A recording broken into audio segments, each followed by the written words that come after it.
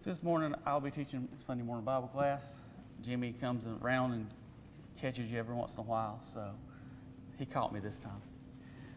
So this morning I'll be, my assignment was a study of Hebrews chapter 13, verse 2. And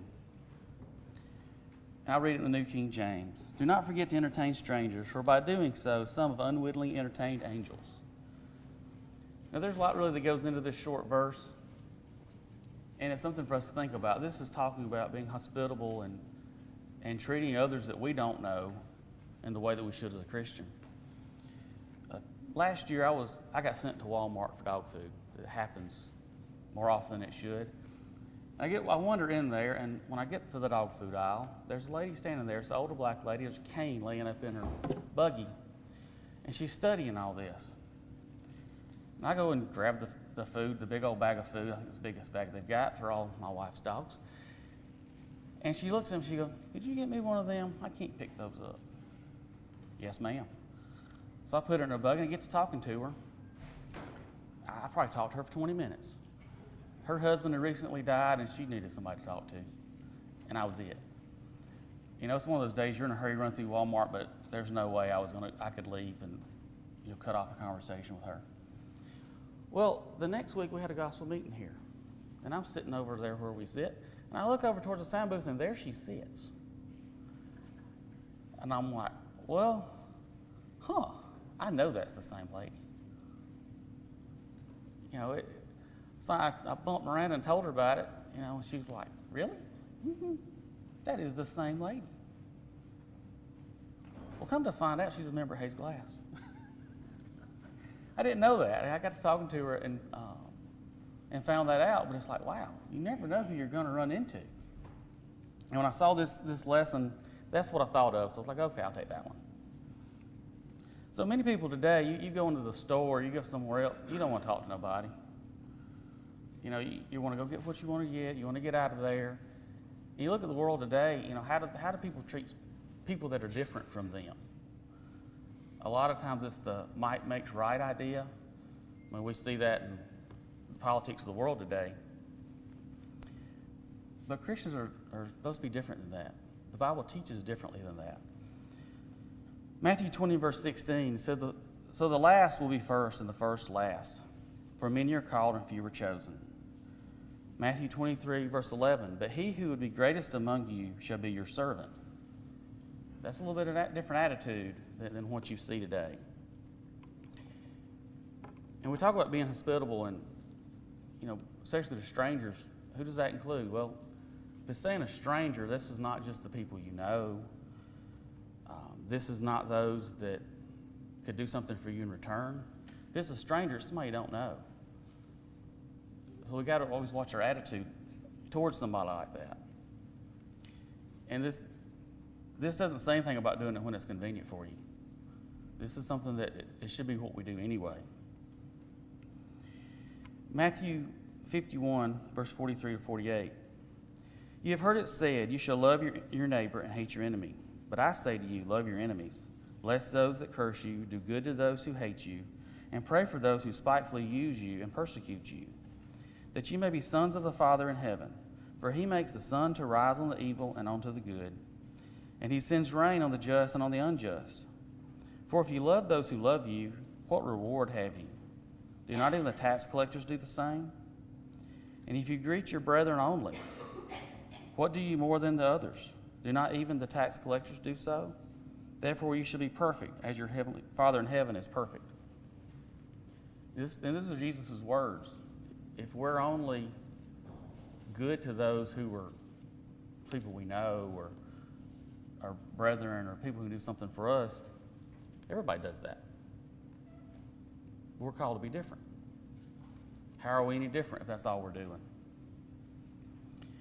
If you look back in Job, part of his conversations in chapter 31, he said, "But no sojourner had to lodge in the streets, for I have opened my doors to the traveler." In that time, there weren't hotels everywhere. People took others in, travelers in. And that's not something that's really done today that much. Maybe we've lost something in that. In Luke chapter 6, verse 34 to 36, and if you lend to those from whom you hope to receive back, what credit is that to you? For even sinners lend to sinners to receive much back. But love your enemies, do good and lend, hoping for nothing in return, and your reward will be great. And you'll be sons of the Most High, for he is kind to the unthankful and evil. Therefore be merciful, just as your Father also is merciful. In this verse, Jesus is talking about, somebody has a need. Do you only lend to them if you're expecting something in return? In the old law, there were strict rules about even charging interest among brethren. And that was not acceptable. If you're giving to somebody hoping in return, what really have you done? You're seeing the result, what you're going to get back out of it. And this is talking about lending to those who can't, who there's no way in the world they're ever going to be able to pay you back. Well, so what? And that, especially in our society, is kind of a hard thing for people to do, is to give up something. James 4, verse 17, therefore to him that knows to do good and does it not, to him it is sin. Now, this verse is a short verse, but that carries a lot. Every day as we go around doing different things, you see opportunities to do good. Are we taking the most of those? If we see somebody on the side of the road trying to change a tire, do we stop and try to help them? A lot of times you can't, you're in a situation where maybe you can't. But if you can, we're making the most of those opportunities to do for others. So we'll go through the passage just a little bit and kind of break the passage down of what these parts mean. To begin with, it says, forget not. We're busy. I forget, my name half the time because we have a lot on our mind. At camp this week, I do good to remember my own kids' names. There's some of these little kids, all I can say was, hey, you. I can't remember those kids' names for nothing. I saw the little kids all week, and we're doing the canteen, and the lady's tracking people. It was a game to her to see if she remembered the kids' names. I didn't have a clue. It was all, hey, you. There's no way I was going to remember all the little kids' names. Well, in this verse, it's talking about to forget not. We've got to make effort to remember and take effort to do the things we need to do. 1 Corinthians 9, verse 27, but I discipline my body to bring it into subjection, lest when I've preached to others, I myself may become disqualified. This is Paul talking about. He's disciplining his body. He is making the effort to do what he needs to be doing. James 1, verse 25, but he who looks in the perfect law of liberty and continues therein, and is not a forgetful hearer, but a doer of the work, this one is blessed in what he does. It's easy to forget things. This verse is talking about, we've heard the word, we've all heard the word most of our lives. Every time we're here, that's what we're doing, we're hearing the word. Are we remembering it and doing it? It's easy to sit and listen and then walk out the doors and let our mind be taken over by other things and not let that stick, let that really affect our lives. And not everything comes naturally. You meet a stranger. Some people don't meet strangers. They just can go talk to anybody. Billy's standing here at the door a lot of times. Yeah, I'm calling you out, Billy. Billy, anybody walks in the door, Billy goes and speaks to him. He's really good at that. He makes it look like it's effortless. I'm not that person. I'm just not. It's not something that comes as easily to me as it seems to him. Okay, that's what we'll do. Not everybody, there's people who have different skills and different abilities. But certain things that, even if it's not the easiest for us, we got to go try and do. And being that encouragement to a stranger, as we go through this, it's important. It's something that we're expected to do, whether it comes easy to us or not. And in this verse in the New King James and the King James, it says to entertain strangers. And the use of this word there is not how we use it today. You know, to entertain today, what's that mean, Chris? To go have fun, to go do, some activity. That's not what it means here. In the American Standard Version, it says, "Forget not to show love unto strangers, for thereby some have entertained angels unawares." That carries a little different meaning. English Standard Version, "Neglect not to show hospitality to strangers, for thereby some have entertained angels unaware." Those two versions, it feels a lot different than the way the King James says it. How do you show love? Well, there's all sorts of ways. Doing something for them. Sometimes a kind word's all this that somebody needs that day. But there's effort made for that person's benefit. And if this show hospitality takes many forms, but you're still doing something for them. That it's not something that you have to do. This has to be an effort that you want to do things for people.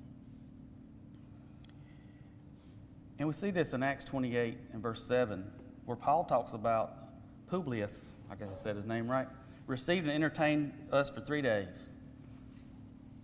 That means he took them in as they traveled. He lodged them. He took care of them. Julian, a Roman emperor from the mid-4th century AD, he was not a fan of Christianity. Many of the Roman emperors weren't. But he is quoted as saying, "As children are coaxed with cake, so have these Christians enticed the poor to join them by kindness. Strangers they have secured by hospitality, by affecting brotherly love, great moral purity, honoring their dead, they have won the multitude." Now, this is an enemy of Christianity, but that's a pretty good recommendation. He talks about the poor, how they've joined them with kindness. The poor then were completely destitute. There was no return. You give them something, they can't give anything back. But they won over with kindness. The strangers secured by hospitality. When these people were living the verses we have read so far, they were doing what they were commanded to do. The thing is, has that carried over? Is that still the attitude that we have today? Society's a little different, but still the basics are the same. Are we kind to the poor? Are we showing hospitality to strangers? And again, it goes back to who is a stranger? That's somebody unknown, right? In Leviticus chapter 19, verse 34, it says, "And if a stranger dwells with you in your land, you shall not mistreat him. The stranger who dwells among you shall be to you as one born among you, and you shall love him as yourself, for you were strangers in the land of Egypt. I am the Lord your God." We think of the nation of Israel as like kind of they stood alone from everybody else. They completely separated. Well, there were some from other peoples who went to live among them. And you see, in this chapter, God says you're not going to mistreat those people. If they're willing to live among you and stay here, you treat them as anybody else. The Israelites had left Egypt. They had been strangers in a strange land and came back to Canaan. And there was a big push as they did that to remain pure, to remain just their nation. But there were some folks who stayed in those areas that were not Israelites. And this is the commandment that was given to them of how they were to treat those people. If I can't get somebody to read Romans chapter 12, verses 10 to 21. Yes, Billy, 10 to 21. I had cut it down a little bit and I got to read it, so it all goes together. You can't really pull a verse out of it.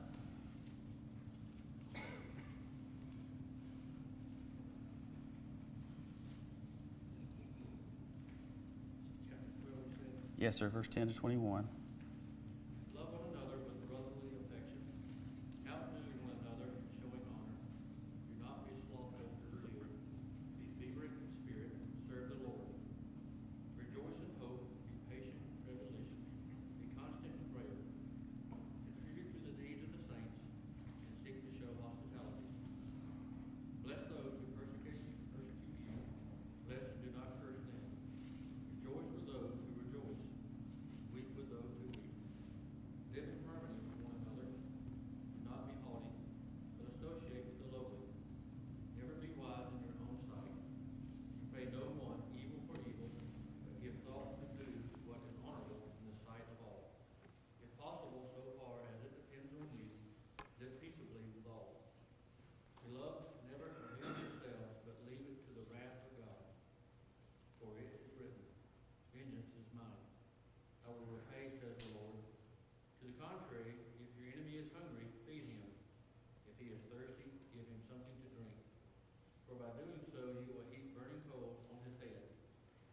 not be overcome by evil, but overcome evil with good. So this section of Scripture, just this section, says a whole lot about the attitude that we should have, the humility that we should have, in how we treat others, even if it's not somebody, may not be our favorite person. You know, may have done us wrong in the past, but still, in this section of Scripture, this section, if we live by just that section of Scripture, we're getting a lot of stuff in the right way. You know, the attitude that we carry ourselves, how we interact with other people. Just that little section says a whole lot. See if I can get somebody to read 1 Peter chapter 4, 8 to 11.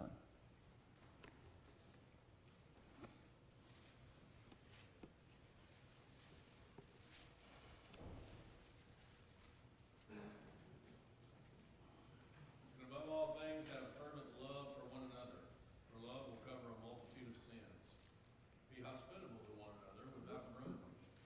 As each one has received a gift, minister it to one another, as good stewards of the manifold grace of God.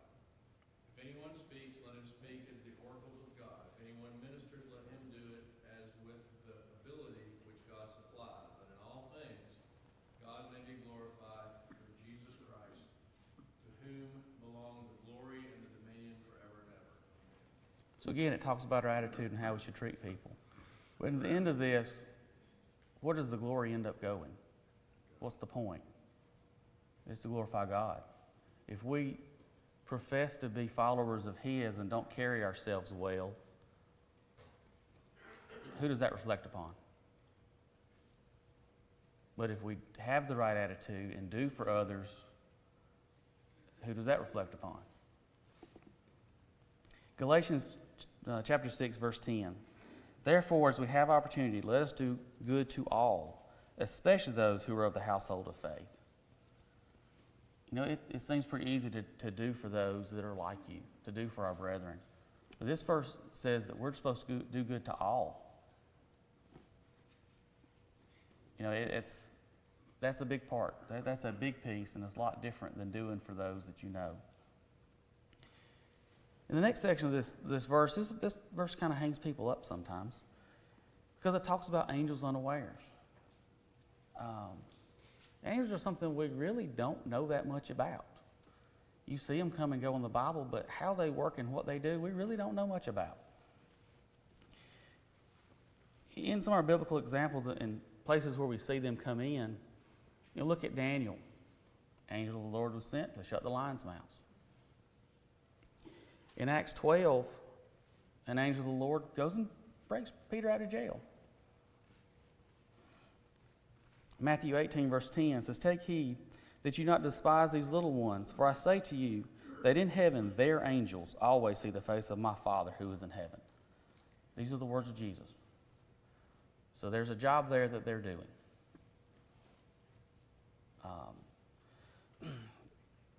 In Psalms 34:7, the angel of the Lord encamps all around those who fear Him and deliver them. So the angels have a job, and it's for our benefit. It seems like every example that we have, that their job is to help God's children. See if I can get somebody to read Hebrews 1:14.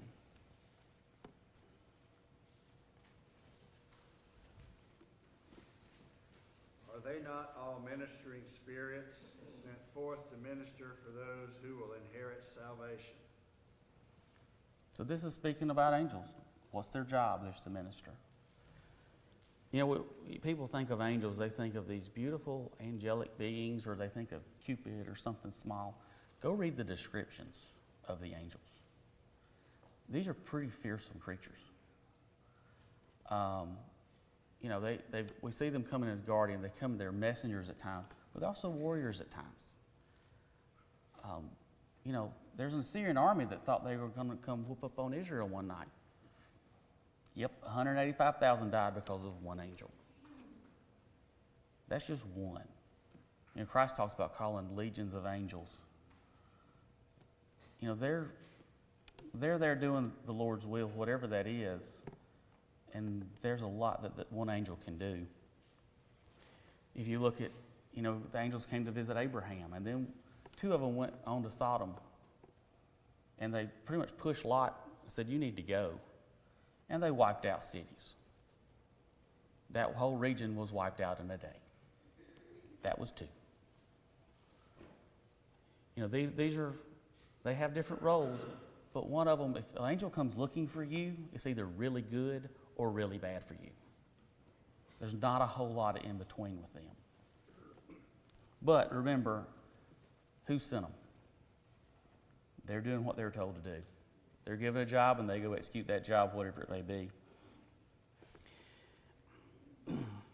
So with the Assyrians, that's in 2 Kings 19:35, and it came to pass on a certain night that the angel of the Lord went out and killed the camp of the Assyrians 185,000. It talks about the ones that did wake up were surrounded by a bunch of dead soldiers. That one angel had wiped out an army. But who did he do it for? He did that for God's children. They were outnumbered. In 2 Kings chapter 6, this talks about Elisha, and he had a servant, and the servant's like, Elisha, aren't you scared? Elisha said, no, not at all. And Elisha prayed and asked the Lord to open the servant's eyes. Then the Lord opened the eyes of the young man, and he saw, and behold, the mountain was full of horses and chariots of fire all around Elisha. So Elisha had no reason to be scared, not with this army at his aid. We look at some of the visits of some angels. Abraham, we mentioned earlier, Lot, Manoah, Israel, Joseph, Mary, Peter in prison. And we remembered that Balaam and his donkey. The donkey had good enough sense that he was not going to push his luck with that angel that he saw. Yeah, and Balaam didn't understand what was going on there for a few minutes till the donkey spoke to him, and then he saw the angel. It didn't matter what Balaam was doing, that donkey was not going that way because of the fearsomeness of the angel that he was seeing. So when you go back and look at this verse, some of it entertain angels unawares.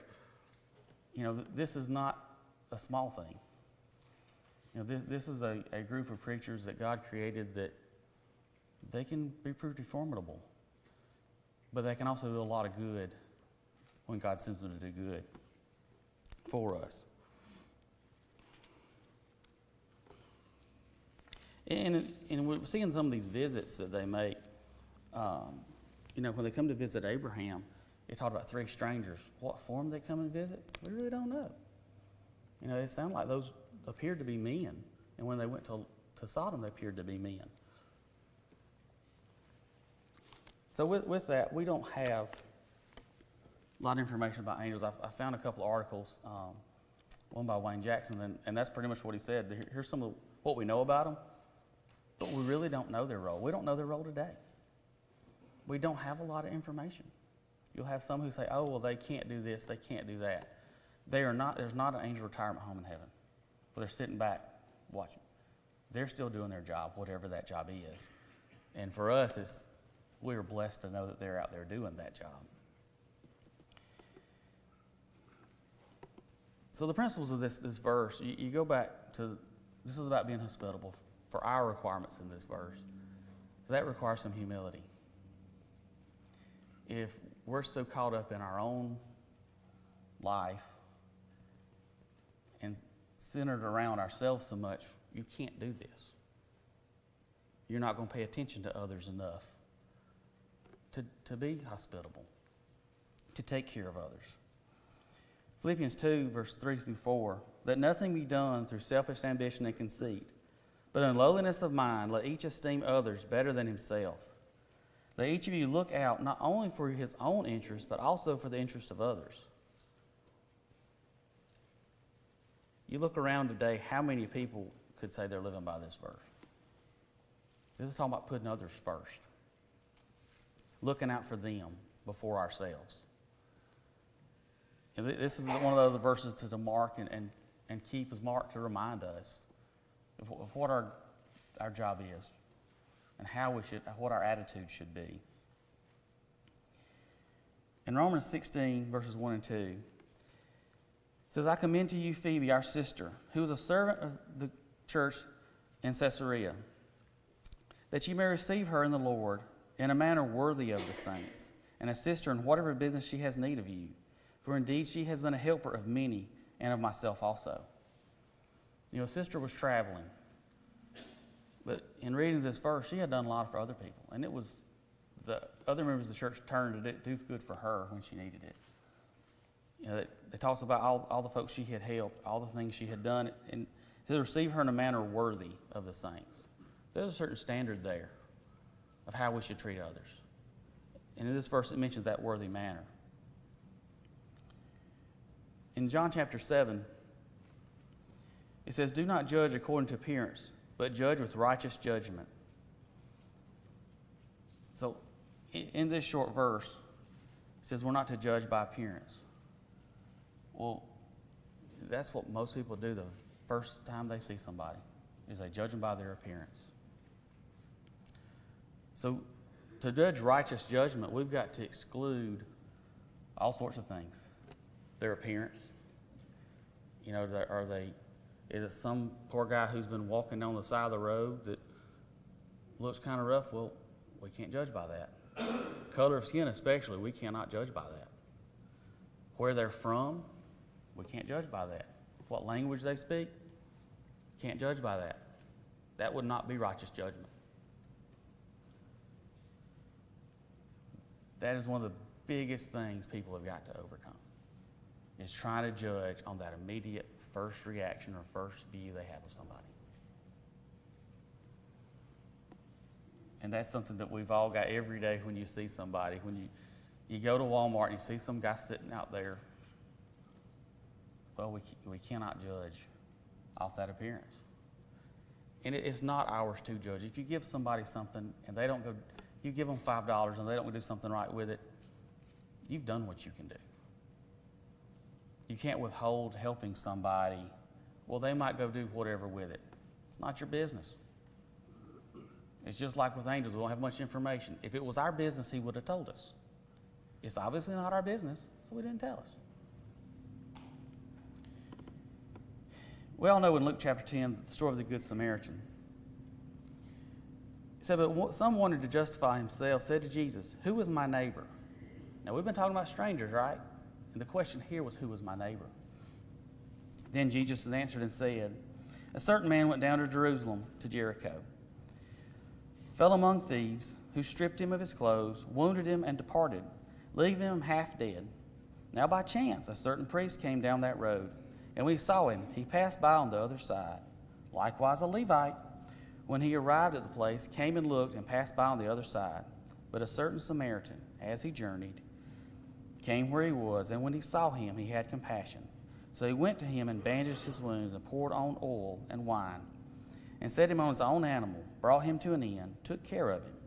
On the next day when he departed, he took out 2 denarii, gave them to the innkeeper, and said to him, take care of him, and what more you spend, when I come again, I'll repay you. So which of these 3 do you think was a neighbor to him who fell among thieves? And he said to him, him who showed mercy to him. And Jesus said, go and do likewise. Now we all know from in the land of Israel, the priests, the Levites, these were the spiritual leaders. They should have been leading by example. Obviously, that's not what happened in this case. With the Samaritans, they looked down on the Samaritans. You know, this was a people that were partially Jewish, partially a mix of other nationalities. And the Jews really looked down on them and treated them about as badly as they could. But the question that was get to Jesus, who was my neighbor? Did this Samaritan know the man who had been robbed and beat? Probably classify as a stranger. Did this Samaritan uphold what we're taught in Hebrews 13? Yeah. He showed love to a stranger. He showed hospitality to a stranger, even when it looks like it cost him something.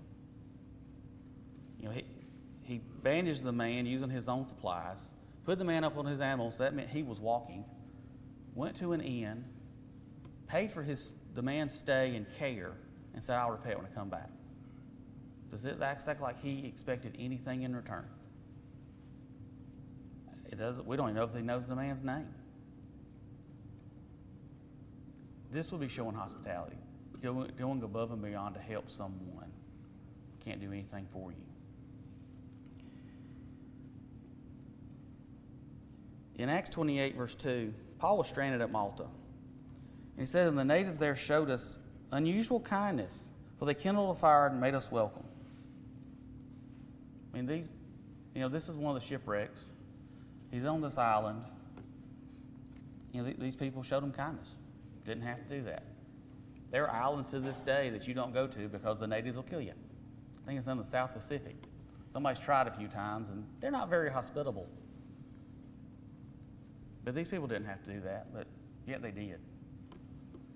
And we do not read of these folks being Christians or anything, but I think it's just the natives. It's just where the ship happened to, they washed up on shore. I'm sure Paul did the best to take that opportunity. And a lot of this really comes home to me when I was reading through this. Let's turn to Matthew chapter 25, and we'll start in verse 35.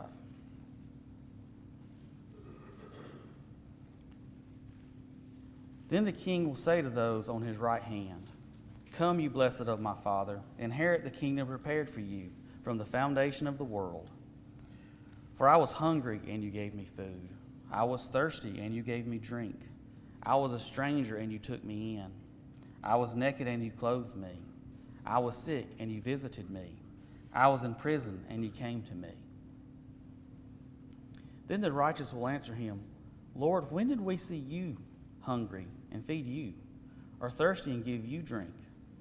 When did we see you a stranger and take you in, or naked and clothe you? Or when did we see you sick or in prison and come to you? So if you saw Jesus walking down the road, would you stop and help him? I think most of us say, yeah. If we knew that was him, yeah, we would stop and help him. And the king will answer and say to them, assuredly I say to you, inasmuch as you did it to one of the least of these of my brethren, you did it to me. So again, it goes back to that making a judgment call on appearance. If you're doing that, you're going to miss out on opportunities to serve people.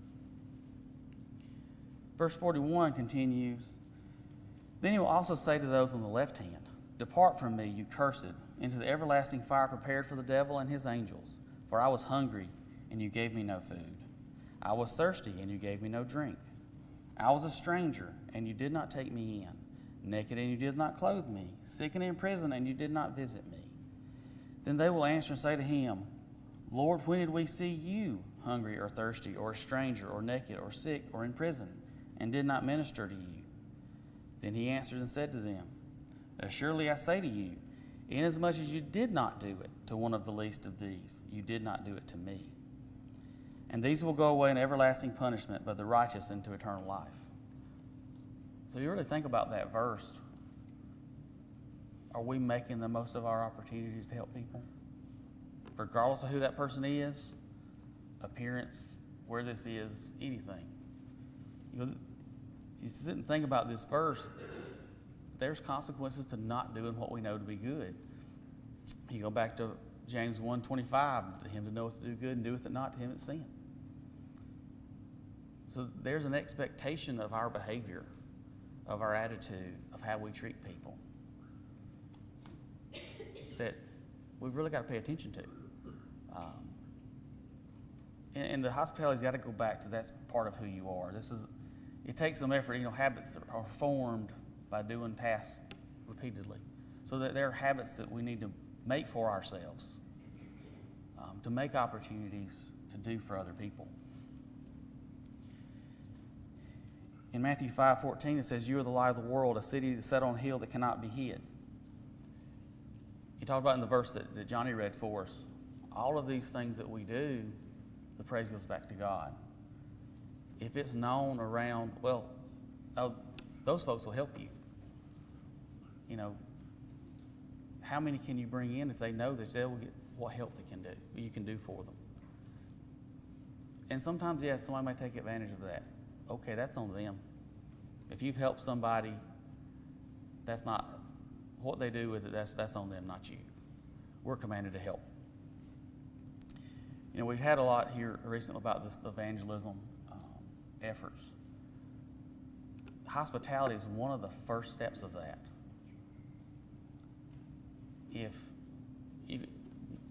Either way, the way you come across, good or bad, can have a tremendous effect on whether someone's willing to listen to the gospel, or you can make an opportunity for them where they're willing to hear it. But at the same time, if you come across badly, are they going to hear it? Or at least from you. You know, all this is tied together. How we act every day, people see that. And taking that and trying to use a good example and use that hospitality to make for them opportunity to learn the gospel. That's part of what our job is. Just like that Roman emperor said of those Christians at that time, how they brought in all those that were in need. They cared for those they didn't have to care for. And he talks about there how that the Christians' numbers have grown because of it. And even that quote from a Roman emperor, use that as an example. Okay, y'all got to talk. Y'all are awfully quiet. Anybody got any comments? So Rob Whitaker was here, Mm-hmm. and he was here a couple other times too. Right. And I had a problem getting Bible study. Mm-hmm. I did not have a problem knowing the Bible or teaching it when I had some in front of me. And so I asked him, I go, I'm having trouble getting the study. And I thought about that from the second to the third time Rob was here. And then I listened very carefully in his last presentation, and he used these words. We have to earn the right to have a study. And I know part of me gets turned off, like, oh, we gotta really go out of our way to do this and do that, and no, we don't have to pay off everybody's cancer treatment, okay? But we do have to listen to what he said, because what he said, earn the right to a study, and that's the key. And I think he has lived that out by trying to figure out how to get that first study. That's worth the whole price of, admission there, and that whole, seminar. And that's something that I need. I may have the academic ability, but I gotta have the other ability too to develop that if I don't have it. I think that effort to develop it, so some people it comes natural. Many of y'all know, a friend of mine is John Rice, runs Backwoods. The man can talk to anybody. Just stroll in and he's his new best friend. You know, I've watched him one time do a mini marriage seminar for the waitress at Country's Barbecue in Auburn, Alabama. I don't know, I'm not sure this little girl knew what to think of him, but he's something she'll remember, that he was nice to her, that his thing is always that invite them to church, tell them they got one free pass back, the collection basket. That's one of his things he'll tell people. But, it naturally comes easy to some people, but not all of us, and like to Bob's point, knowing the information is one thing. Being able to get that interest out of somebody, that they're willing to sit and study, that's a whole different aspect to this. One thing, Chris was passing out these little cards. I stole them off your pew. Like if you go to a restaurant, you give to a waitress. If you've not been hospitable, don't leave them. That's the thing. If you're not acted the way that you should have and been hard to deal with, don't leave them with the cards. That's detrimental. Go and be nice to these people. They're trying to do a job. Go and be hospitable to them, or anybody that you run into, and that opens the door where maybe something like that's enough of a little bit of a motivation to come go check it out because you've treated them well. Because especially folks who work with the public, they get some really rotten stinkers sometimes they have to deal with. Well, stand out because you weren't that way. Stand out because you were nice to them. And were good to them at the opportunity that you had, and that's something that people remember. Anybody else? Thank y'all. We'll have here a few minutes before worship.